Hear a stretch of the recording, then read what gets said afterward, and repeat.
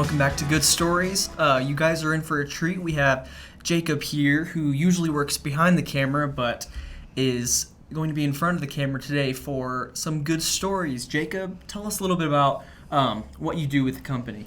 You know, I basically handle all of the media for Madera Residential. Right. And like you said, I'm on the other side of the camera, doing Good Stories. So I'm actually here every single time we do Good Stories. You just never see me. Yep. So yeah, but it's kind of it feels good to get like on this side of the camera every once in a while. We're happy to have you. You do have a face for television, so I think that'll help you out here. You want to start us off with the first good story of the day? Yeah, so my first story is about a woman named Erica.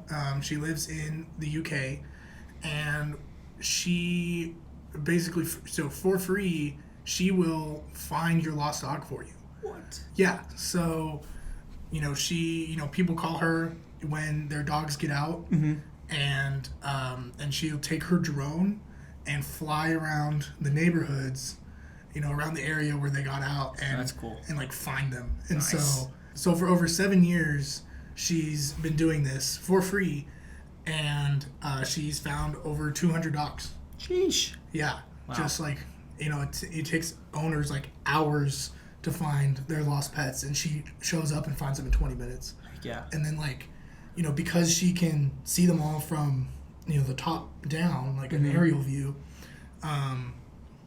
She can just kind of like have somebody on the phone, have like the family on the phone, tell them to drive wherever it is, and it's like a military operation. And she's like a handoff. Cool. Yeah. And so she's like, oh yeah, go west on this street, and then you're gonna find them there. And so like she'll see them like pull up on her camera, right, and like grab them. So nice. Yeah, so she's rescued over 200 dogs. That's crazy. That's a great story. Yeah. Not just a good story. Well, mine's kind of a little bit of a change of direction. It's not the best story starting out. In India, there was a mother letting her baby, toddler age son go to the bathroom outside. And then a tiger jumps out of the bushes and bites his head and won't let go. What? And so the mom just acts with her maternal instincts and just starts like fighting the tiger off with her bare hands, and saved her kid, who they were both in not so great condition, but they're in the hospital right now and they're looking at a full recovery here pretty soon. But dang. Nah, I know, crazy. That's crazy. Love of a mother. Yeah. Right? So my next story is about another mother who was on TikTok. Right. And she's an optometrist. She was scrolling on TikTok, and she saw a video of a baby, and she noticed like there was something going on with one of his eyes, and there was like some cloudiness and stuff in his eye. So this optometrist, she messaged the mom on TikTok and was like, "Hey, I'm an optometrist. You need to go get this checked out." And sure enough, like she went to a specialist, and the baby was diagnosed with glaucoma, and they ended up being able to treat it. And so, if they had waited any longer, that baby would have lost vision in like partial or all of its vision in that one eye. And so, just like for somebody just like scrolling on social media, randomly one day and save that little boy's eye, like his vision. Right. So that's just crazy to me. Yeah, that's crazy. I think I saw that on TikTok. Yeah.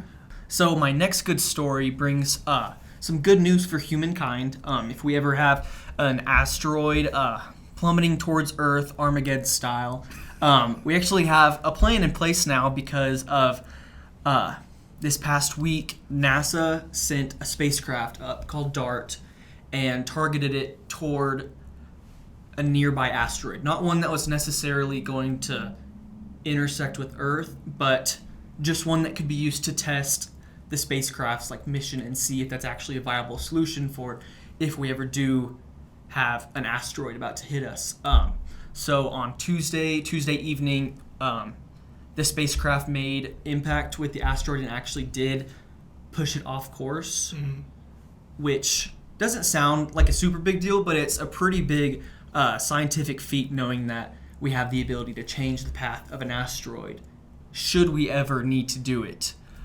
So yeah, that's big in the NASA world. I didn't really think that was like a thing beyond like the movies. I just kind of thought like we'd come up with something maybe, I don't know, just not like... Yeah, real life Armageddon out there. Yeah, but Bruce Willis, really did a service for us a few years ago with that movie. So we can all sleep a little better at night knowing that the world won't end due to an asteroid. That's so funny. All right, everybody, that was our good stories for this month, and thanks for tuning in, and we'll see you next month.